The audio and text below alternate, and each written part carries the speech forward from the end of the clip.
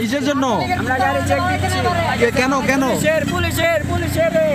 পুলিশের বাইরে ওরা তো শেখ হাসিনার দেশ ত্যাগের রাতে রাজধানীর বিভিন্ন সড়কে চলাচলের সময় এভাবেই বাধা আর প্রশ্নের মুখে পড়তে হয় নগরবাসীর। গোলাগুলি ও হতাহতের আতঙ্কে তটস্থ হতে দেখা যায় অনেককে। আমরা না পারতে এই জায়গায় ব্যারিকেড দিয়ে রাখছি যাতে করে তারা সবাই জানতে পারে যে ওদিকে এখন আর সমস্যা। এখন রাতে উত্তরা পূর্ব থানা ঘিরে শুরু হয় উত্তেজনা। আমরা কেউ সেক্টরের দিকে যাইতে পারি না। সেক্টরের দিকে গেলে সমস্যা জন্য গেলে আমাদেরকে খুব প্রবলেম করতেছে।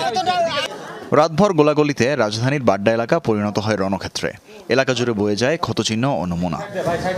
পুলিশ 5টা 6টা পর্যন্ত সাধারণ জনতা এবং শিক্ষার্থীর উপরে অকাতরে গুলি করছে। আশেপাশে মানুষ জড়ো হইয়া থানা ঘেরাও করে রাখছে। পরবর্তীতে আইসা থানার মধ্যে দেখি যে এলাকায় কাণ্ড, জিনিসপত্র ভাঙচুর, আগুন দিয়ে ঘর রুম টুম সব পুড়ে ফেলাইছে এবং তখন আর পুলিশ ছিল না। এক পর্যায়ে রাত 3টার দিকে উত্তেজনা কমলে আটকে পড়া থানার পুলিশদের উদ্ধার করে নিয়ে যাওয়া হয় রাজারবাগ পুলিশ লাইনে।